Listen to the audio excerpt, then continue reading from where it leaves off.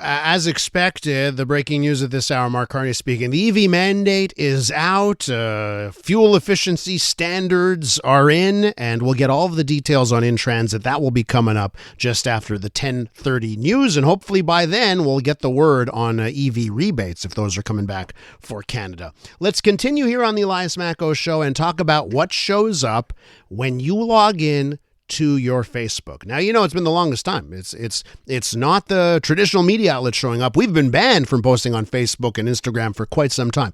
So you log in and what shows up? Well, a growing concern about AI-generated quote-unquote news websites that are popping up pretending to be legitimate Quebec news outlets and feeding you either plagiarized stuff or made up garbage. And it's not just regular news. Think about the sports world. If you love your Montreal Canadiens, there's a wave of just fake content targeting Habs fans on social media. Rumors about trades that don't exist, injuries, locker room drama that's made up. I've seen this story now about Jeff Molson hiring the homeless to clean the aisles at the Bell Center. Oh, I don't know, 1 billion times shared on Habs groups. All of it's fake. What's more is that it's not coming out of Quebec. You look at the IPs and it's like, oh, it's coming from Germany. It's coming from Vietnam. Let's talk about what's going on here, what the financial motives are with someone who really knows his stuff. Craig Silverman is the co-founder of Indicator. They help you defend yourself against digital deception, and he's an investigative journalist. Craig, welcome back to the show. Thanks for having me. What's when you log into your Facebook, Craig? What are you seeing? What are the Montreal Canadiens up to when you log in?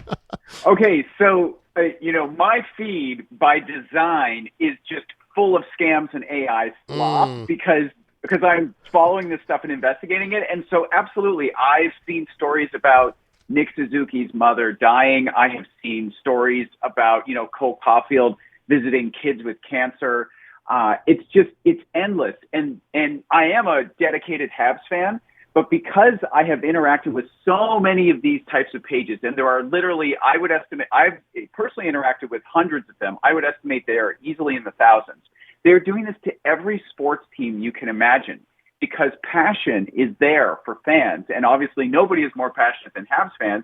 And so it is doing really well for them when it comes to the fake Habs stuff, for sure. Can I ask you if this is part of a pivot? I'm saying to myself, well, you know what? I guess this is much better than all the fake stuff being related to politics, and trying to polarize people with fake news about politics and liberals versus conservatives and the like. But is this like a pivot because the websites like Facebook has cracked down on the political stuff, so now people have had to move over to fake stuff about sports, or is it all still happening? So you know what? I wish that was the case, but it's not. I mean, so when we talk about these sports pages, the exact same actors who are behind those, which I have seen evidence again and again and again, are based in Vietnam. They are also running tons and tons of pages that are absolutely doing culture war stuff, 100%.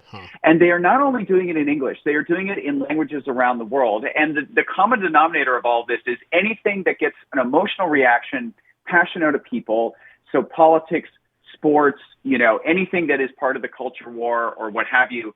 But they're also able to do this at such a large scale because they're using AI. And so they can generate hundreds of articles, they can generate hundreds of images, they can generate videos, and they can do this for a trivial amount of time and money. And so all of us are just getting inundated with it because there's really no guardrails stopping them. So shouldn't, if I'm Facebook or Meta or whatever you want to call the company, wouldn't you say, wait a minute, we do not want our product. Like every time you log in, you see this AI slop because eventually people will get wise to it. No, and they won't even trust coming to Facebook. That's what I'm thinking. But is there a financial motive here for everybody to just let this AI slop farm continue?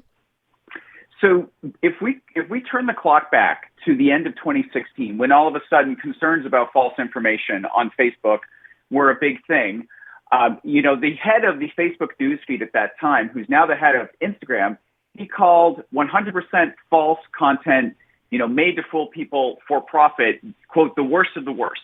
And they committed to nailing this stuff and getting it out of people's feeds. And they absolutely improved on that for a good, 8 years or so.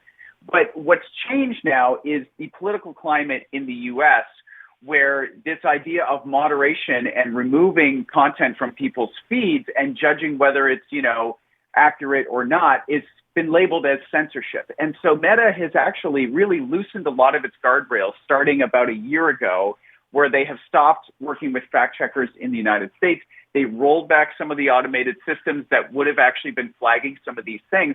And so it's gone in an opposite direction of what the trajectory was for a while. And for Meta, I agree with you. I mean, this is a bad experience for users. People feel tricked.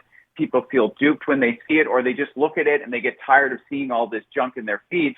But for Meta, I mean, they just haven't seen enough of a negative blowback on that to outweigh the fact that they want to make sure they're not in trouble with the Trump administration. Now, you say, of course, that you make sure your feed, you get to see this stuff. Like you tweak it, you try and make sure you see this stuff. Can our listeners do the opposite? How can our listeners make sure that they've sent enough signals to Facebook and their algorithms to never show them the slop?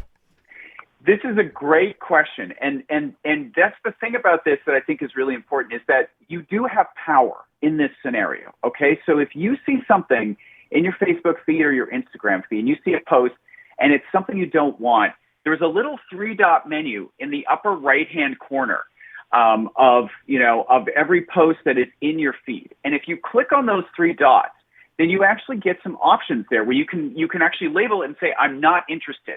So you can tell the algorithm, show me less of this, okay? You can choose to hide a post. You can choose to unfollow. If there's someone in your feed who's sharing a lot of this stuff, you can unfollow them.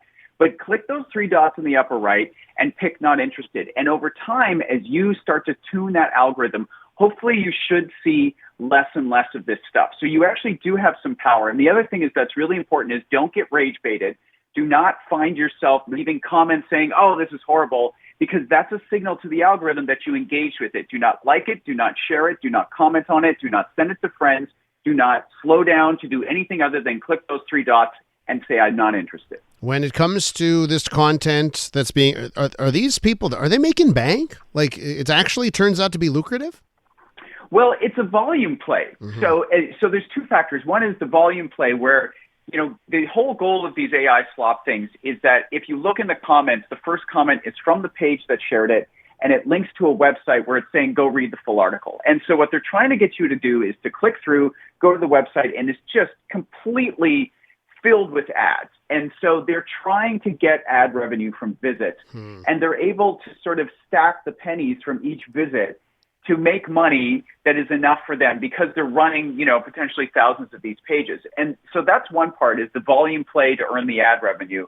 But the second part is that because they're based in Vietnam, obviously the U.S.